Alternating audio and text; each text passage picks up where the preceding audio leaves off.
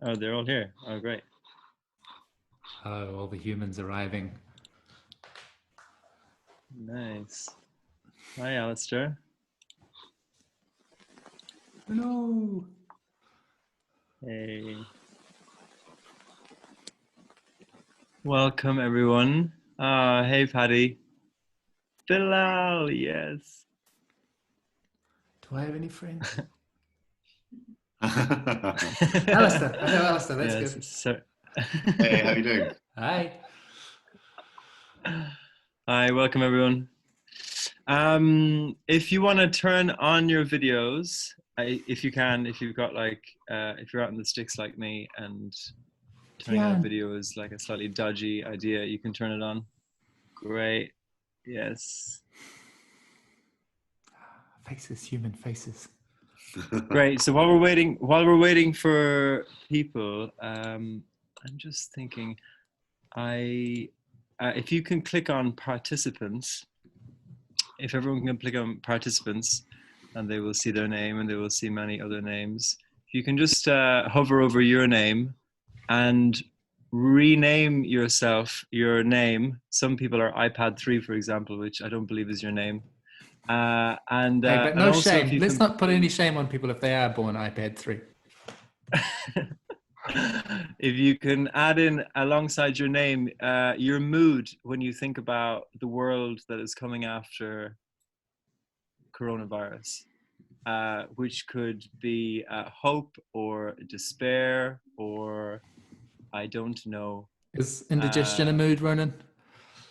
Yes, indigestion is a mood. Nausea could be a mood as well. You can put in nausea. But let's just get a sense of, get a feel for the room and how people are feeling about this world that is being created. I have to change my own. Rich is disorientated.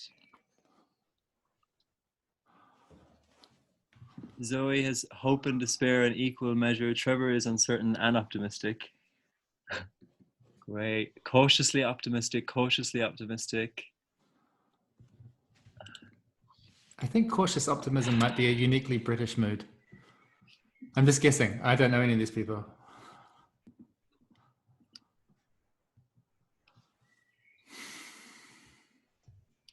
So what I've found is that when you join a Zoom call and can you switch? I think if everyone can switch to gallery view, so you can see all of these faces on the screen. And yeah, when you join a big Zoom call, you're like, who are all these people? I feel slightly alienated and uncomfortable. So it's often just good to have like some kind of like collective introduction. So if everyone can turn their mics off and just be like, hi, hello, welcome, and just everyone do it at the same time, and there'll just be a kind of a cacophony of noise. Hello, hi, yes, hi. Hi. Welcome. Oh, yes. Can we get the waving yes, in? Hi. Yes. Wonderful. Yes. Hi. Humans that I know. Yes. Well done. We're all here to learn. Wow. Great. Cool. Great. I think we can start. Shall I mute everyone else, Ronan, now that we've unlocked that can of worms, Yes. giving people the power? Yeah. I mean, what? Okay. Dark optimism. I muted you. You motherfucker. Right. So I am Ronan, and you are Rich. So thank you for coming tonight. So basically we've got 90 minutes and this is an interactive talk.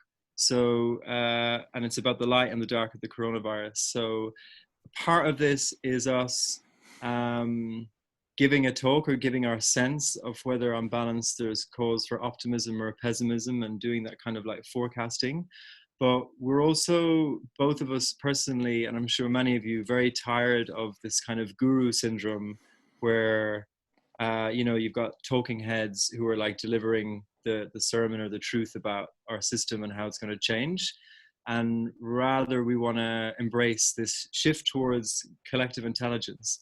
And so this is an experiment in how does a group of people actually come together and make sense and pool its intelligence.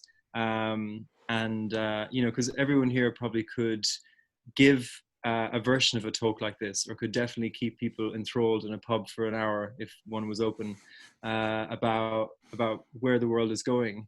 And so we're really, what we'd like to do in terms of a format for tonight is, do a bit of like a download about what we're seeing, but also offer some kind of conceptual tools, so ways of looking at the pandemic in a systemic way or in a more complex way, and then to hand it over to everyone, and for us to go into breakout rooms and have a more intimate discussion about what you're seeing, and then for us to take that back and kind of try and weave it into something coherent. So that's the format for tonight. I think it's worth just introducing Rich and I. So both of us have been working in the systems change space for about 10 years. And I think what's interesting for us is that so much of the change that we've been desperately trying to bring about and struggling to bring about has happened in the space of weeks, or the potential of it has happened in the space of weeks, which makes us feel quite redundant. And so we've been seeing coronavirus as like the ultimate change maker, its ability to accelerate trends of all kinds, whether they're positive or negative. And I think that being in that kind of culture change, systems change community that I'm sure many of us are in, there's like a lot of cause for optimism. And yet I think that something that I'm noticing is that it can prevent us from fully apprehending the ways in which very negative tendencies and trends in the world are also amplified or given new opportunity. And so we're interested in how we can really bring all of that into the room and hold the complexity of that, and not kind of come down on one side prematurely. So Rich, do you want to say anything by way of introduction? Sure. What can I add? Yes, and when you say we've been in the social change space, in my case, that's like a background in activism, being involved on the streets, trying to do grassroots change that way. And then I moved into technology. I thought if I can make the perfect communication tool, then we'll solve all of our communication problems. And then since then, I've gotten more into the heart of the matter, which I think is about culture and about relationships and how do groups work, and how do we make sense and make decisions, and how does governance work, and that sort of stuff. And I put in my name disoriented, because one of the aspects of this experience for me has been not just the rupture with the interruption to the normal, that things felt more or less stuck in a certain way with these slight tendencies one way or the other, and now suddenly it seems like we've accelerated or jumped or spun around 360 degrees. But also my sense of who should I listen to, which sources of news make sense, who's giving me guidance and orientation, and who can help me orient. That has really been disrupted as well. I'm really confused about who to listen to, and so in that moment of confusion, my instinct is to find some people like you who are available and interested to plug your brains into my brains for a minute and just see what sits in the space between us that might be a bit more sensible. Because as I pay attention to what's happening in the news from different countries, all I see is this infinitely expanding possibilities, and some of them are positive and some of them are negative, and it's really hard to orient and know which ones are likely, or which ones I should be involved with, or which ones I should be paying attention to or avoiding. So my hope is that we can just have a small taste of being a collective intelligence and do some filtering and thinking together. Thanks, Rich. I'm also going to invite a little bit more slowness. So often again, in these more intellectual spaces, it's very easy just to kind of run away in the abstract and in thinking. And I think, one of the reasons that, this is hosted by the Psychedelic Society, that's an opportunity to really be fully embodied in our thinking. And so, and to slow down, and to, there's a lot of talk about this idea of sovereignty, not being swayed by what your in-group thinks, what is said in the news, but really discerning, okay, is this true for me? And often, you know, the best indicator of that is just your felt sense.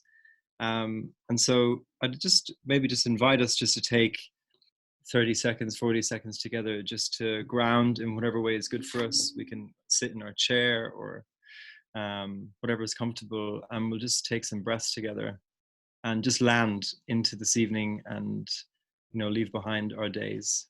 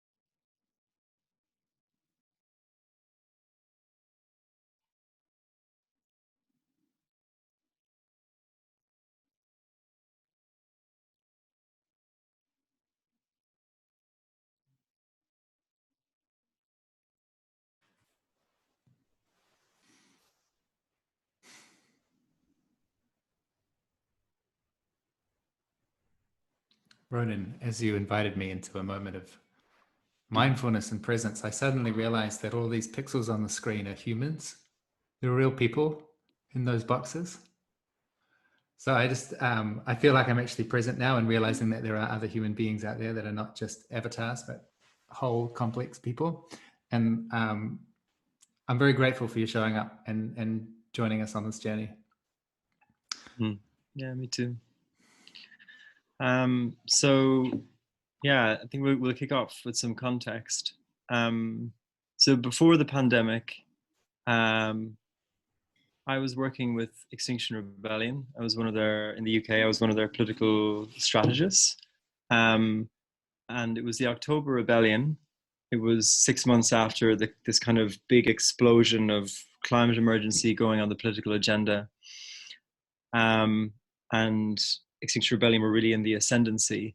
And there was this question around how do we take the public on a journey from awareness of climate emergency, a kind of a sense that the system that we're in is broken, to something that is deeply embodied, that they actually feel the vulnerability of living in a fragile system, and that they also access something deeper within them that would make them want to make a sacrifice in terms of their lifestyle, in terms of the choices they make, who they vote for, how they spend their money, that might affect change. And that was kind of our task in thinking about the October Rebellion, was how do we take people on this deeper journey? And our only frame of reference really was our own lived experience, that actually a common denominator for many people that join Extinction Rebellion is that they've often had what you might describe as a developmental journey. They've had quite deeper experiences that have maybe connected them with some fundamental questions about life. They might have had some adversity, or they might have had an awakening of some kind about the world or something in their inner life. But either way, it was a shift that led to a reorientation. And there was a fundamental challenge, because even if there was a capacity to occupy the streets for 2 weeks and get climate emergency on the agenda and dominate the news coverage, like at the end of the October Rebellion, we generated the advertising equivalent of £1 billion in media coverage. And of course, some of that was visceral and emotional, but you know, it still exists largely on a head level, and people are largely in their 9-to-5 jobs with their 9-to-5 commitments. And we were always asking this question: how do we communicate the near-term vulnerability? How do we show people that this isn't about CO2 in the atmosphere? This is about your children, the people that you love. It's about the supermarket shelves being empty. And it's also about a calling within that to step into a greater version of yourself. And the honest answer is that we didn't really pull it off. to do that, you would have to scale a huge movement that would kind of bring everyone into the fold and give them that transformative experience that can happen when you join a movement. But the scaling wasn't really possible. And it wasn't even within our conception that it would take something like a pandemic to actually create it. Created in the sense of actually bringing the vulnerability and the fragility of our systems to a head and actually showing just how exposed we are to shocks, but also taking us out of our context, the context that just reinforces a certain behavior, and then introducing a whole new set of behaviors that emphasize solidarity and collectivism. And for that to come along with a complete abandoning of the economic and political doctrine up until now is just a hugely exciting space to be in. And I think that combination, I think, speaks to, even though there's a lot of suffering happening at the moment, I think for maybe a lot of people in these circles, there's also a sense of relief, like Rich said at the beginning, that it couldn't go on in this stuck inertia way. You know, the center was quite solid, even though it was very apparent that the system was failing. And so there was a relief there, and there was a sense that something had to shift. And then I think in more recent, maybe in the weeks that followed that initial moment of the pandemic becoming real, there was a reminder that there are still lots of very malicious forces in the world. There are a lot of bad trajectories, and they're also being amplified. So, you know, on the same week that Spain announced universal basic income, we had Viktor Orban in Hungary basically using it to do another huge grasp for power. And so we're seeing that, like it's almost the perennial human story that there are the better angels of our nature and there are demons, and both are amplified in this moment. And that, I think, underscores the importance for people who are really engaged to really fully understand and comprehend the situation that they're in, so that ultimately we can influence it. And I think we can only influence it if we know the full picture. I really like this idea, you know, they talk about the Overton window, this idea that there's always this this kind of spectrum of acceptable and non-acceptable ideas. And what's happened now, people are calling it's like the Overton greenhouse. Things that were considered crazy and radical and decades in the making are now front and center. And it feels like anything is possible. And again, it's both ways. You know, anything is possible in terms of the state can get permission to track your phone and monitor your movements in liberal society, as it is, you know, a complete rethinking of supply chains. And so, you know, so thinking about it from the Overton window to the Overton greenhouse is a way of just actually conceptualizing the possibility space that we're in right now. Which I'm curious to know, because you are on lockdown. I think are you week 5 of lockdown in Italy? And 6. You were someone that was 6 of lockdown in Italy, and you were very much on the front lines trying to talk about the trends that you were seeing, trying to warn the rest of Europe on Twitter about, you know, exponential curves. But I'm curious if you've anything to say, just by way of orientation and context, about this moment that we're in. Well, that exponential curve, that was what I had in mind before you called on me.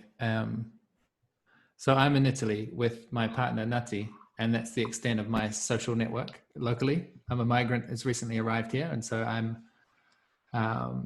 not embedded in a sense of a local community. And so all of my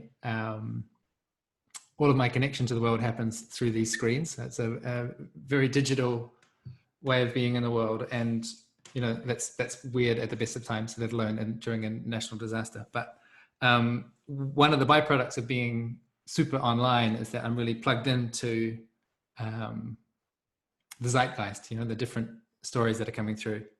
And when the outbreak first happened in the north of Italy, I got an email from my dad in New Zealand. I'm from New Zealand. That's why my English is weird. And he said, Rich, I want you to really seriously consider whether this is the time for you to, this is in January. I want you to seriously consider if this is the time for you to put down all your work and put down your commitments and come back to New Zealand. And I gave it about 20 seconds of thought and just went, this is not a big deal. And then with less than 3 weeks, was sort of, I think it was about 17 days or something from the outbreak being detected in Italy to the hospitals being overloaded in Milan. And it just hit us like a freight train, so they locked down the northern part of Italy and did what we would call in New Zealand a cock up, meaning they announced the quarantine before they enforced it. And so some tens of thousands of people left the region before the lockdown was enforced. And so then 2 days later, they locked down the whole country. And I was paying attention through that whole time, through that sort of 20-something day process. And even talking with my partner about, yes, this is definitely a pandemic. It's going to be everywhere. It's going to be a big deal. We were sort of saying these things, but really not believing them, really not feeling them in any sense. And it was only after there was that near instantaneous lockdown and sense of disaster, the sense of, the thing that really got me was it's obvious now in retrospect, but I didn't click that it's not just about people getting sick from this virus. It's about overloading the hospital capacity. And therefore, the first cascade impact of that is anyone who needs the emergency services is going to be out of luck. So, people missing out on treatment for having a stroke or could be anything. That really shook me. And of course, Italy was the first European experience of the pandemic. And so I was maybe 2 weeks ahead of some of the northern and western parts of Europe, and sitting in that seat of like, I know what's coming. I've seen it. I felt it. You're not going to anticipate how intense it is. And I spent the entire period just in a state of desperation, trying to, doing that Cassandra thing, trying to go, hey, this is really important. You need to pay attention. I don't want to panic. I don't want to freak you out. But honestly, there's no way you're going to give this enough. You're not paying the right amount of attention to how big this thing is. And I guess that was the first lesson for me was like, I'm an engineer. I'm a software developer. I'm good at spreadsheets and mathematics. You think I'd understand exponentials, but I didn't. I really didn't, and not in a felt sense. I just thought exponential meant kind of fast or big or something. But no, exponential is imperceptibly gradual first, and then suddenly overwhelming. And when I look at what's happening in the world in a larger perspective, exponential change is one of the key drivers that we have to be paying attention to at the moment, whether that's about how we have tipping points in the climate system where it's not just that the temperature of the earth is gradually increasing, but as it increases the rate of increase. So we're doing that with climate, and we're doing it with our technological capabilities. I just saw a tweet a moment ago. Someone submitted an essay that was written by a bot and passed. So this is a school kid who's like used some kind of AI to pass his essay, and it's like, that's not a very big deal. We're at on that artificial intelligence piece. We're at that very first piece of the gradual part before it gets suddenly overwhelming. We're in the imperceptibly gradual part, and there's a lot of these exponentials coming our way. And the puzzle that I'm sitting with is, if you can see what's coming, and other people haven't seen it yet, how do you orient to that? What's a useful posture to take? How do you not incite panic or try and tell people that you know better than them, or try and override their intelligence? But I'm looking for a way to act that's not just desperate yelling. Yeah, so for me, something that I drove from that and something that we've talked about before is that um, this moment has made lots of abstract concepts that are important for humanity to get experiential and embodied for people. Exponential change is one example, but interdependency is something that like we kind of talk about vaguely, and yet when you're in a situation where the way people staying at home affects the capacity of a healthcare system to cope is a real kind of lesson in that. Um, I think what I'm interested in doing now is that, rather than kind of overloading us with trends that are positive and negative, rather shares some conceptual tools that we've found helpful for making sense. Um, and because, the key to understanding the world that the coronavirus will create is really grasping what it means to live in a complex adaptive system um, that is in a state of equilibrium but can go out of equilibrium and that can evolve. And so what we want to do is we want to share just kind of some of the core things that have really helped us. So the first is that this difference between the crisis. So the crisis could be climate emergency or economic inequality, or in this case, a health crisis, and the meta crisis. And the meta crisis being the ways in which we perceive the crisis, we grasp it, we understand it, and we deliberate and act on how to solve it. And I think that what this moment is revealing is that there are so many interconnected system failures that actually it is a reflection of a deeper failure in how we perceive and how we act. So, a classic example is perceiving the crisis through your ideological or developmental lens. So, for example, I'm going to take a guess and say that most people are probably on the spiritual end of the spectrum, are probably more left-leaning. And so it's very easy to look at things like obvious systems failure, neoliberalism being thrown out and socialism being embraced, hearing of UBI, and thinking that is basically like finally our worldview is going to be able to kind of make its way into the mainstream. But rather there's a kind of a shift in perspective taking where we can hold that and what it means for our worldview to be advanced, and also empathize with someone in the Rust Belt in the United States, and also comprehend the fact that sales of guns are at their highest level in America for the last, I think, 15 years, and that there are many other ways of perceiving what this crisis means and how to act, even looking at the crisis through the lens of ideological polarization means that you're constantly primed to look at the ways in which the governing party of the day, whether they be conservative or Labour or Republican or Democrat, are failing or succeeding, rather than taking a perspective shift and looking at the ways in which kind of all different countries are. So I'm wondering, Rich, if you have anything to share on this kind of shift in perspective from seeing from outside of your own worldview and understanding the meta crisis. Well, I said I've been disoriented by not knowing who to listen to, and the exception to that rule is I've been listening a lot to different complexity scientists, and it's the complexity scientists that are giving me some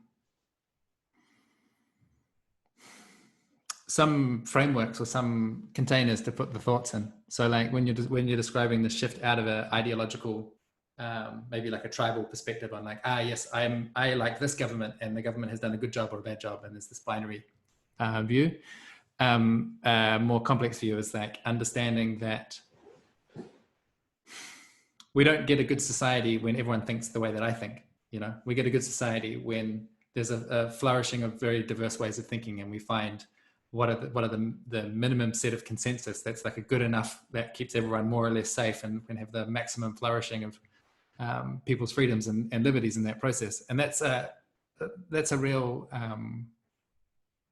adjustment and posture to be able to get to that point. some of the, I think it's useful. It's a bit dry and, it's like a Monday evening, but still I think it might be useful to think a little in terms of the really abstract stuff of complexity sciences. So like one that's been really present for me for a long, long time, and now I feel like finally I've got a chance to talk about it, is the difference between a normal distribution and a long tail distribution. So a normal distribution is like the height of a human adult. And it's like, it's got this bell shape. It's like most adults are this tall and some of them are this tall and some of them are this tall. And so that means it doesn't matter where you look, you're never going to find an adult human that's 5 meters tall. It's just not, the normal distribution hits zero. There's zero probability of finding that. And that, it's called normal because it's so common, and we apply that filter to lots of different events, and it's not the only way that probabilities are distributed. So the long tail or the power law distribution, instead of coming down to zero, it just goes on and on and on for a long time. And so pandemics are an example of a long tail distribution. So this distribution means when you get out here, the event is not very likely, but it's extremely significant. And so the pandemic that we're currently experiencing is kind of like in this middle area. It's obviously a big deal. It's obviously enough to completely disrupt our world and cause a huge amount of suffering. But as far as pandemics go, we can easily expect one of much greater intensity because there's a low probability of an extremely high impact. That's what the long tail means. It's a much bigger than zero. There's a significant risk of really bad things happening, essentially. And my sense of like, how do you, when I say that, a good society is one where we have this minimum set of consensus that people can agree on. I think protecting ourselves against those kinds of reasonably unlikely but extremely damaging risks is one of the things that a government should be doing. It's one of the things that we should equip ourselves is to understand what are the kind of things that could happen in once in 100 years that would be enough to destroy our way of life or to cause millions of deaths, or like orienting towards those existential risks. To me, you'd expect that would be sort of like the first order of duty. Yeah, and I think that one of the things it points to is that our system is designed for efficiency over resilience, and so it kind of is pointed at one very narrow metric of I suppose productivity or success, which is GDP. And in one sense GDP is quite good because it creates resources to meet lots of other needs, even though there's massive trade-offs. But the efficiency that every company tries to create and every government tries to create means that there is both a kind of a myopia in how and in the problems it chooses to solve, which is obviously reinforced by the political cycle of 5 years. But it also doesn't have much slack in the system. So, for example, if you compare how Belgium and how Holland have done in their tackling of the crisis. The Netherlands really had a lot of spare capacity of beds in ICUs and ventilators, and they actually had to request from one country to the other because they just had designed their health system in a way that was just maximizing efficiency, which makes a lot of sense. So yeah, trying to think about, on one sense, it's a wake-up call to the need for an awareness of these extreme events and the importance of resiliency, but also keeping in mind that the system is structured in a particular way that is designed to maximize efficiency, and there's a question whether there's the political will to change that. I'd like to talk about two very important aspects of thinking about the crisis in a systemic way. One is cascade effects, and so it's this idea that many of us are becoming increasingly familiar with, that it is not just a health crisis, it's a health crisis that forces people to go into lockdown, which grinds the economy to a halt, which requires a country to print billions in quantitative easing, which impacts their capacity for international aid, which then, when the coronavirus hits developing countries who have poor infrastructure, have even less resource to deal with it. And so it's interesting as a thought experiment to ask, what are the first order effects of the crisis, what are the second order effects, and what are the third order effects. So an example would be that, you know, going into lockdown together has potentially a second order effect on people's mental health. You could also have someone who you're living with who has an extreme, you know, response to the virus, and they end up developing a chronic health condition afterwards, some respiratory lung failure, and all of a sudden you are a household that is struggling with potentially the seeds of depression, which can reoccur many times in a lifetime, and a chronic health condition at a time when, you know, the country is entering into a recession. So all of a sudden, from a place of, you know, relative safety, there is a lot of exposure and a lot of vulnerability. And I think that what countries were slow to realize is the way this actually impacts down the line. I think the head of the Wellcome Trust, which is the largest funder of I think medical philanthropy in the world, apart from the Gates Foundation, its head, who's also on the scientific committee, in response to the virus, said, you know, it's confusing to think about health also in terms of politics and economics. These are strange bedfellows. And this is someone, you know, in a very, very senior position who doesn't have a grasp of systems and complexity and how they work. But that's one, when we go into the breakout rooms, that's important to think about, is what are the cascade effects? You know, one of the most obvious cascade effects is that we've basically flattened the productivity of economies. I think the Bank of England said yesterday that there's a £500 drop in disposable income already in every household in the UK.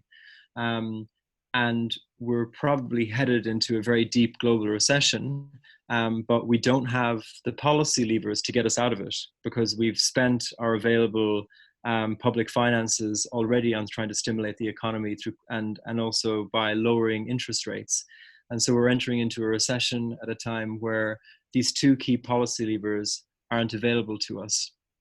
So yeah, just trying to, and of course the knock-on effect of that is that, you know, we've made a lot of ground on generating some kind of consensus that we need to tackle the climate emergency, but now the question is, where is the investment for it?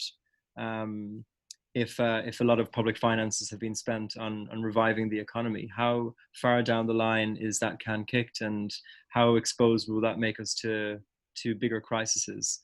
So that's a really important one to think about. And then the other one that's really important is this idea of confounding effects. So it's not just that the pandemic takes place and the rest of the world freezes or stops. The world goes on. So the question is, what happens if there's a Hurricane Katrina during the pandemic in America? What happens if there's another Australian wildfire? What happens if there's an Amazonian fire? And it's this classic example of, when you're vulnerable, then you're more vulnerable to things going wrong. And within one of the, I think, most startling examples that I heard was the idea was that Asia and Africa are experiencing one of its worst ever locust plagues that's sweeping across Central Africa at the moment. And so there's this question of, they're forced into lockdown, they can't get their harvest on time, their crop is gone. How do they, as a country, survive when there's less international aid? And then how does that affect supply chains?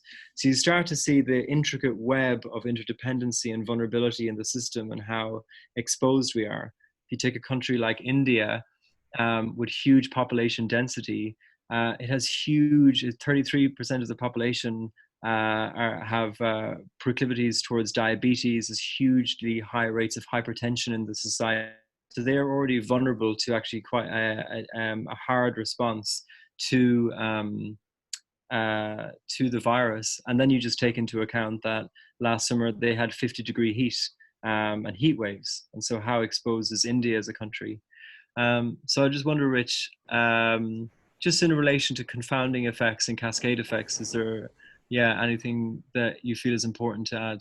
I think it's important to you've just rolled out a litany of things, most of which are quite pessimistic and negative. And I also want to shine a light on the new possibilities that are opening up. Like 6 months ago, every conversation I had was about how things need to change. We drastically need to change, whether that's the way that workplaces function or schools, or that we need to renew how our governance works, and we need to change the economy, and we need to change culture and behaviors, and all of these demands, which were frequently mired in a sense of stuckness.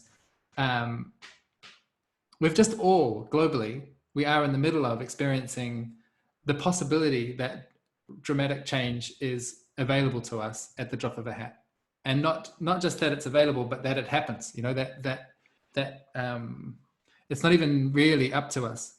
So I think there's a lot of reasons to be. I mean, optimistic is a strong word, but there's a lot of change coming our way, and I want to pay a little attention to some of the possibilities. So, like, one of the obvious ones for me is the way that work changes. So we had this instantaneous transformation of workplaces to being digital first, being remote first, being accessible to people without having to go into the same shared space. And we're still in this phase, which just means you're doing a lot of Zoom calls. But the people that are still working at the moment, they're just having an overload of these meetings and kind of feeling the awkwardness of how doing a meeting online is like a meeting in the office, but only a bit worse. Like, it's not. We're in the awkward phase of learning what it's like to have a digital first workplace.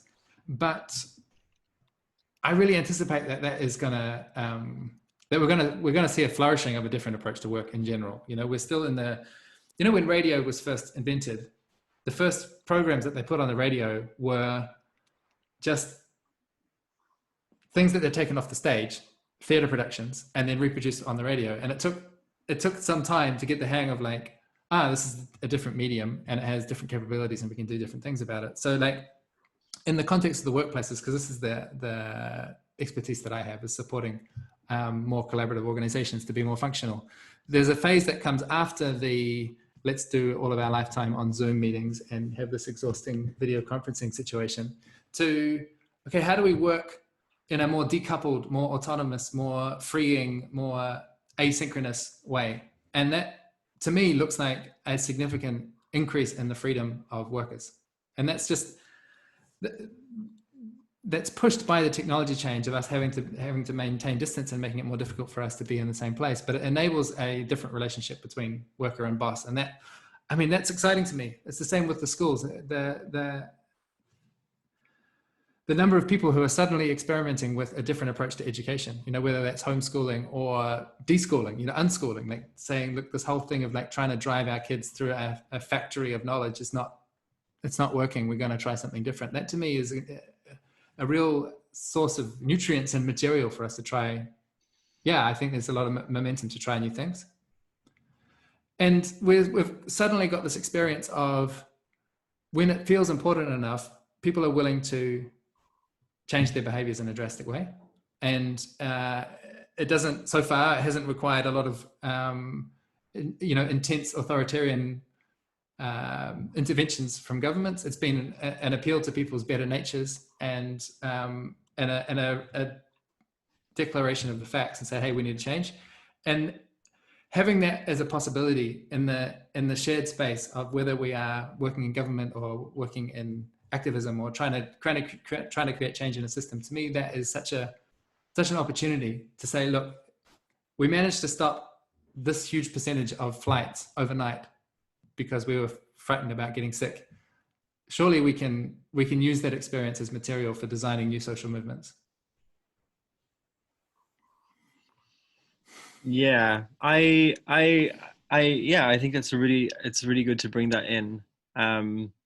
And I suppose it's like, how do we hold that opportunity for renewal and almost this kind of validation of this will that you can feel in the collective for something different in education or in health, with the reality that there are lots of bad actors out there, that there are lots of malign forces in the world who are constantly trying to stake out their advantage and see this as an opportunity to do so. So one of the other kind of concepts that I wanted to introduce was this idea of predatory opportunism. So this idea that you seize a moment to advance your agenda. So for example, China could seize America's failure to confront the crisis and its hit to the economy as a way to come into the ascendancy as a global power. Or there could be, an attack on a power grid to shut off electricity. So these are kind of other vulnerabilities that happen. And while there are lots of, I suppose, well-intentioned people who have had ideas that have been at the fringes for so long, there's also a lot of sociopaths and psychopaths that have a huge degree of power and influence. I listened to an amazing podcast with Daniel Schmachtenberger on the Rebel Wisdom podcast on Sunday, and he was talking about conspiracy theories and trying to discern between the kind of the David Icke conspiracy theories with what he would call intelligent nuanced conspiracy theories, and looking at, that since the information about the coronavirus in Wuhan was out, that information would have been accessible to hedge funds via private intelligence firms, or even to people who had clearance to military intelligence. And already you would have had people shorting the market, moving their money around. And that's also a very powerful force in the world. So it's not to dismiss it, it's just to kind of add that shade and that shadow in as well. I'm mindful of the time, and I think that that's enough coherent and incoherent rambling.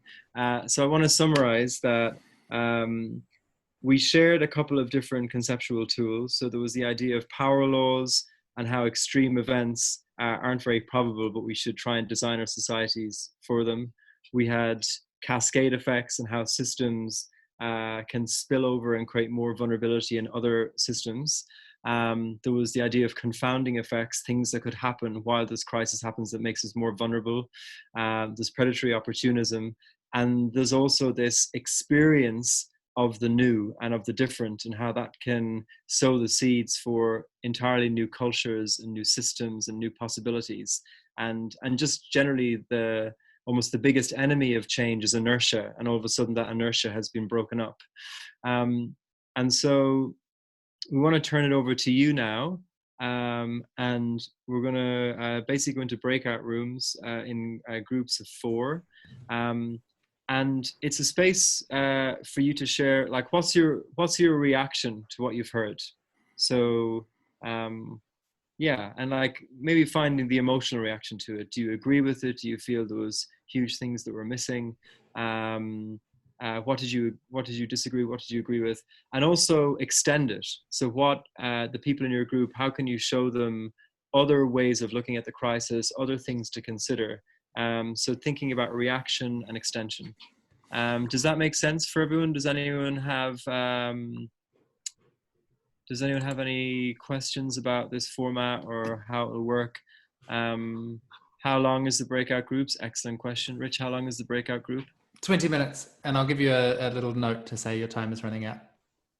And you have permission as well to stand up and stretch if you're feeling the drained energy of having sat in front of your computer for 40 minutes. Okay, I'm gonna press the magic button that sends people on their way. If I do it right, let's see. Open all rooms. Great. Oh, everyone's back. Hurrah! Oh, my separation anxiety is eased.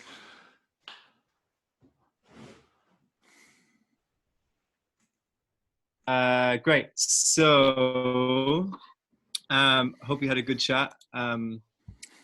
So what we want to do is we want to try and find a way of surfacing all the mini conversations. And so we're going to do this collective exercise. I'm going to send you a link to a web page. It's called Fun Retro, and it basically allows you to write what you think the most important thing is we discuss next, given what you've spoken about in your small groups and what you've heard before. And then there's going to be an opportunity to see what everyone has shared and vote.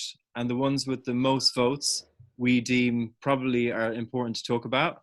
and then we'll give the remainder of our time to those. So if you look in your chat, I am going to post it now. Is that right? Yes, it is. Yeah. So try and write in whatever you think is most important as clearly and succinctly as possible. Like, don't write in a paragraph, just like in one sentence. And it'll be blurry, but then I'll show all of the entries and then we can vote. So just to be clear, you're going to have to copy and paste that link because Zoom has disabled the clicking function. Oh, I've lost it. Stop sharing. And then there's a little plus. I don't think it's extremely obvious, but you're supposed to press the plus and put your topic in there. Oh yeah. Do you want to just share the screen in case people are struggling? I can do that. Can you All put right. it back? So, what? Can you put it back again? The link. It's in the chat. It's I got it. the last. I've got it. So here's the. You can phrase it as a question, Luke, or you can do it as a sentence. Just whatever is easiest to absorb. And really, like, this is an opportunity if you feel like, these guys have completely got the wrong end of the stick of what the light and the dark of the coronavirus means. Now is your chance to, like, really emphasize what you think is really important to discuss. I'm just sharing it. Okay. So if you can mute everyone. Yeah, I'm on it. This is us experimenting with. You're sharing your screen, Rob, which is not what you were trying to do. I'm going to stop that. Oh, we're not sharing a screen. Sorry, I thought I was just going to be able to drop it down. No. No. So you just click on the link and then you see lots of people are entering it here. So if everyone can enter it in the next like 30 seconds, and then we're going to take a step back and view. Enter it where? Whoever is typing something at the top somehow, I don't even know what's going on there, but every time that happens, I'm unable to type in my box. Yeah, same. I think somebody's maybe editing the title of the whole web trail or something, maybe. Yeah, I think so. Okay, I've copied. Where do I paste? Where do you link this? Where do you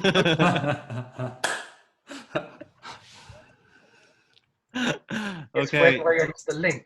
So I'm going to one more time. There is a green rectangular box and it says add in very small writing, and there's a blinking cursor, and you write in a sentence and then you click add.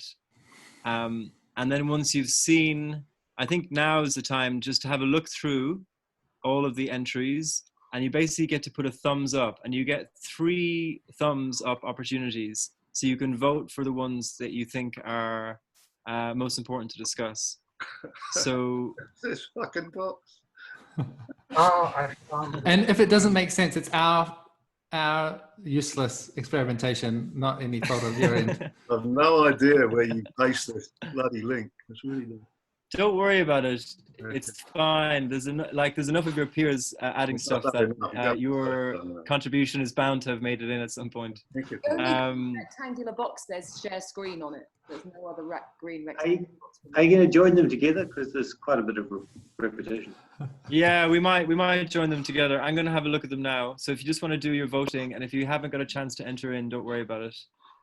So, all right. So basically, the acceptance of death as collective and individual is racing ahead with 5 votes.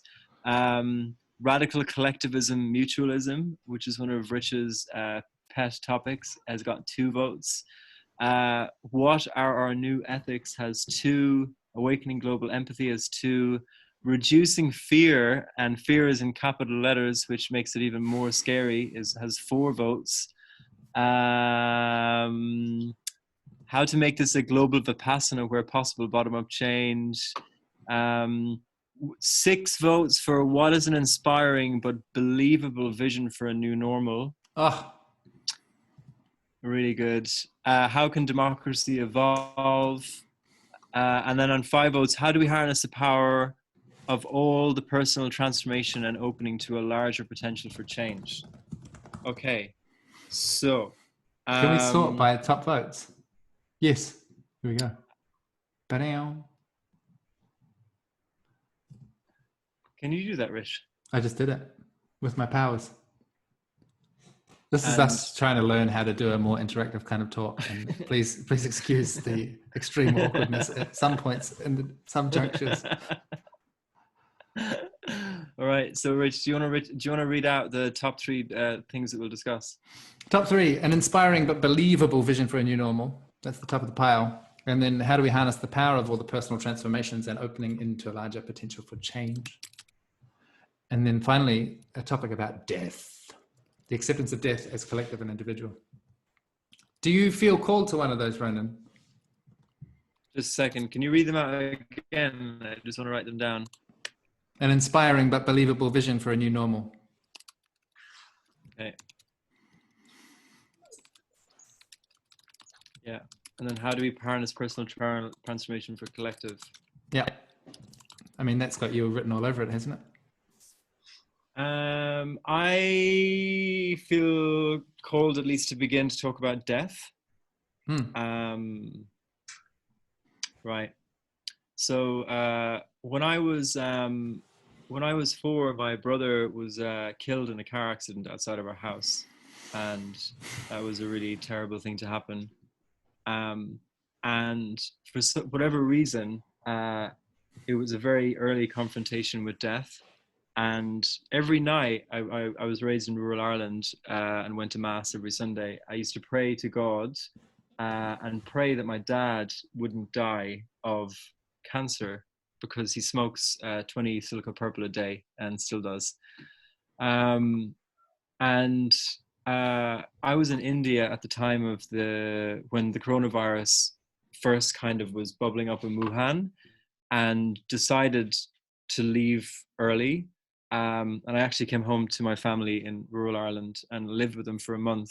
And it was this incredibly intense and very raw process of spending a huge quality time with my father, while knowing that he has COPD, which is a chronic lung disease that puts him at one of the highest risk categories, along with being 70 and smoking.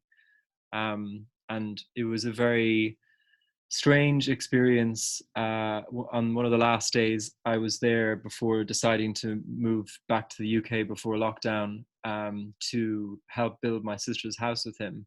And, often we have these intense moments of quality time when a parent is at their deathbed, but this was one when he was fully alive and very well. And yet there was this awareness that the next time I come home could be for his funeral. And I think all of us have a experience of that, or have the potential to have an experience of that. The cultural writer Dougal Tyne, he's one of the founders of the Dark Mountain Project. He wrote a very interesting article that spoke about how this is a moment, a collective moment, where we're being confronted with parental mortality, which I think is very, very interesting. And I think that when I think about acceptance of death, it's not just accepting that our loved ones die and that death is a part of life. I wonder whether it's the death of an adolescent self that on some level is always reinforced as long as parents are alive. And that there's something in the death process of our elders or of our parents that, if properly supported, allows us to, on some level, step a little bit forward on our journey of growth.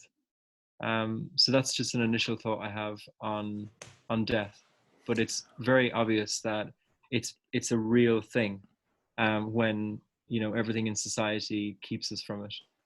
It kind of makes me think about that other question as well, of how do we define a believable vision of a new normal. In a weird way, we had young people drawing our attention to death before this came along, with Greta Thunberg and the Fridays for Future movement, and seeing all of these young people come up and say, we've got no future, that our future is dead already. And and then really hitting a generational wall there, where they're saying the people older than us they're not doing their duty of care. You know, they're not looking after us. They should be opening up, nurturing a world for us to step into, and they're doing the exact opposite.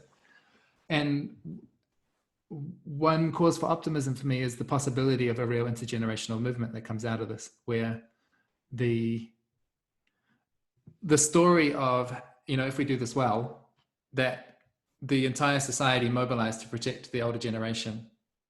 I can imagine the kind of cross-generational solidarity that comes out of it, so that the next challenge that we confront is about how do we mobilize the elder people that have so much power and wealth and so much resistance to change frequently, to look after the coming generations and to loosen up and allow for some change to happen.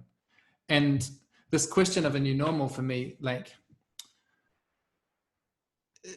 my honest position on it is, like, I think we'll get there. The vision for a new normal, I think, is going to come after we let go, after the release, after the dissolution and the crumbling of the certainties and the old, our commitments to who we think are our ideological tribes, or the movements that we thought were the most important movements. I have this real intuitive sense that if we can allow those things to dissolve, if we can allow ourselves to be pulverized by this experience, and really step into the uncertainty and the not knowingness and the disorientation, I have this kind of root optimism that we can summon something from that space of not knowing, from that bottom point, that will, something new, something that we haven't imagined, something that is not some old-fashioned replayed story of something we've heard before, and it's not just the usual suspects, but is really like a completely new character that emerges from a new future that we're entering into. And my big question, I guess, is, like, do we have the willingness and the capacity to allow ourselves to surrender and to collapse before we do the next step, which is about action and confidence and direction and drive and motivation?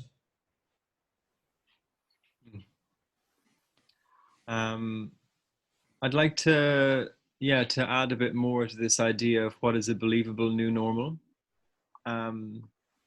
So I see the coronavirus, the pandemic, as a series of blows that this system that has, you know, I think someone originated it in like 1649 or whenever the accountancy was created for corporations to do their thing back in colonial times. But it's a series of hits to the system that I think began with the 2008 financial crisis that simultaneously weaken it. I know Jamie Wheel used the example of an elderly person who, you know, they might be in their 70s and they're pretty healthy, and all of a sudden they slip and they break their hip, and their hip recovers, but they're not what they were, and they've kind of taken this step down in capacity and an increase in vulnerability, and then something else happens. They might get a lung infection, but they never quite fully recover, and it's this slow descent. Like, the collapse of the Roman Empire wasn't an overnight phenomenon. It was a series of hits that created greater levels of vulnerability and an exposure. And so I feel like that the pandemic, at the very least, has opened up an awareness that this system is designed for efficiency and not resilience. And I think that there will probably be a political consensus on both sides that we need to be prepared for black swan events, and that you know, arguments about needing to change to avoid climate catastrophe will feel more real for people because they kind of have done a dress rehearsal of vulnerability. However, a lot of the power structures that dictate our system are still very much present. If anything, they've solidified power. You'll probably see the bottoming out of a lot of small to medium-sized enterprises, while all the big platforms like Amazon have actually centralized their power at a time when most small to medium-sized enterprises in the US are hemorrhaging employees. Amazon put out a call out for 100,000 new jobs. So it's important to think about this in terms of how does this distribute power? How does it in any fundamental way challenge vested interests? I do think it's quite interesting that with an elderly population dying off, will there be a swing towards just less conservatism, more openness? So there's a question to me when I ask myself about what's feasible of a new normal. I think an awareness that we need to make our system more resilient, but I still think the same bad actors, as I would call them, are still there. However, I think there's something that probably many people here can relate to, which is when we have awakening moments on retreats. We take a step outside of reality, we go through a very profound personal transformational experience, we kind of come into contact more and more with our essence. And I feel like there's a collective version of that happening, in the sense that we're being reminded of our vulnerability. People around us might die.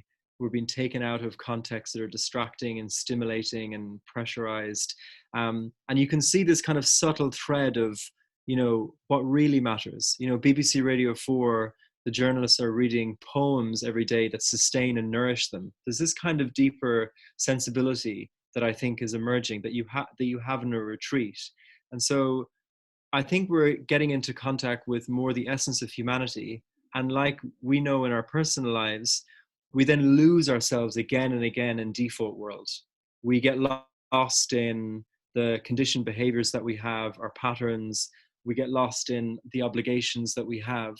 But somehow, if a retreat is very powerful, it's sown a seed inside you that brings you back to that essence and allows you at least some kind of compass to navigate. And I think that's what's happening at a collective level. If you think about what sustains neoliberalism as a political economy, it's a lot of embodied experiences of the power of individualism and consumerism and the seduction of that. And now what I feel is that we've gotten an exposure to the value set that underlies something that might be more socialist in its aspirations, or more caring, or more compassionate. We've done a kind of a dress rehearsal. So I think there's some really good ethical foundations being built that kind of new political movements and political parties can appeal to, whereas before it just kind of wasn't there. However, I still think it's operating in a system where a lot of the power structures are the same. Well, this is the really puzzling thing for me, and the reason that I'm saying I feel called to surrender and to sit in that not knowing is that my pre-existing frames of reference don't seem to be super applicable anymore. So like my sort of political tradition is coming from basically anarchism and direct democracy and prioritizing people's freedom and their autonomy and decentralization of power. And that's been my whole orientation. It's like, how do we spread things out? But an honest appraisal of what's happened in different countries, it's like, it's so obvious to me now that there is a kind of centralization that is really necessary. Like if you look at what's happened in New Zealand, in New Zealand, you've got the Prime Minister, Jacinda Ardern, she's simply playing the mother of the nation. Like she's really playing that card really hard, and it's working. Like the number of people that I've talked to back home, they have said they feel genuine love and admiration for the Prime Minister, and they feel like she's a part of the family and that she is caring for us like a good mother would care for us. Like that's a really common experience at the moment in New Zealand, that people are having this sense of like, we are one big family, and they're absolutely hanging off every word that she says. And she's portraying this kind of authority, which is super compassionate, super clear, just, that she's not infantilizing. She says, I know we're asking a hard thing of you. We know it's not going to be fun and you're not going to enjoy it, but we really need you to do this. And people are taking it seriously. And then seeing what's happening in other countries, like the States is probably a really good example of how you don't have that centralization. You have all the states doing different things, plus you have the political polarization. And without that central figure of coherence, you've just got a completely incoherent response to a pandemic.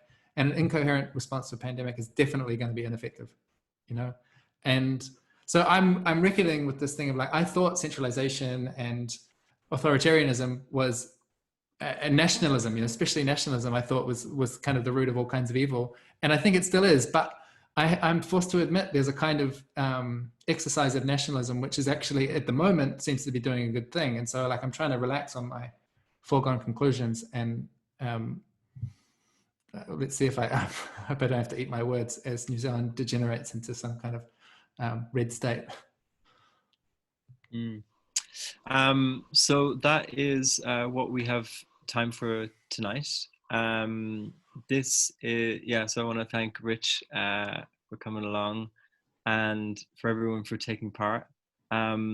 This is basically a series that we're running, trying to make sense of the coronavirus and its impact. Next Monday, I'll be in a conversation with Gail Bradbrook, one of the founders of Extinction Rebellion, and the question is whether the coronavirus is leading to a shift in consciousness. So it's maybe more of an attempt to go from the kind of big picture systems thinking into the psyche and the soul of society and ask what changes we might see. So if anyone is interested in coming to that, you can find it on the Psychedelic Society website. We're going to get real mystical. And I want to leave us with, I read something which was really helpful a couple of days ago, which was that, there's a lot of false positivism and this kind of everything's going to be great, and then there are more despairing people. But someone had this idea of optimistic equanimity. So equanimity obviously being that we're okay with whatever happens, and we can hold the contrast, the light and the dark. But there's a general sense of using whatever happens for the best possible outcome and in service. So on a personal level, if that means, you're going through a really difficult time, how you can use that as fuel for your growth. And I really like that as a framing. Optimistic equanimity doesn't really roll off the tongue, but maybe we can find a shorter expression of that. Have you any last closing thoughts, Rich? Just a bashful sense of gratitude for everyone experimenting along with us, trying to work out how we can do a kind of talk on the computer when we're all at home and interact with each other and try and simulate the experience of being connected and enjoying that face-to-faceness. Thanks for dealing with the clumsiness of our gestures and going along with it. And please, do show up again next time. Ronan, should we have all of the microphones off and we can bid each other a good night all simultaneously? Yeah. I'm going to unmute everyone. Yeah. Sorry. Good night. Good night, everybody. Bye. Sweet dreams. Thanks, everyone. Thank you. Ciao. Ciao. Woo! Bye. Bye now. Bye. A lot of fun. Ronan and Rich, thanks, Let's just making noises. Yeah. Noises. Yes. Oh, please help yourself to a cup of tea and Vicky's in the other room. Can you give me a hand to clean up too? Thank you. Bye to the people in my breakout group as well. Very nice meeting you. Yeah. It was fabulous. So much. Rich, should we have an after party for the people who don't leave the Zoom call in time? Yeah, absolutely. I have Yennefe. Just get really fucking pissed.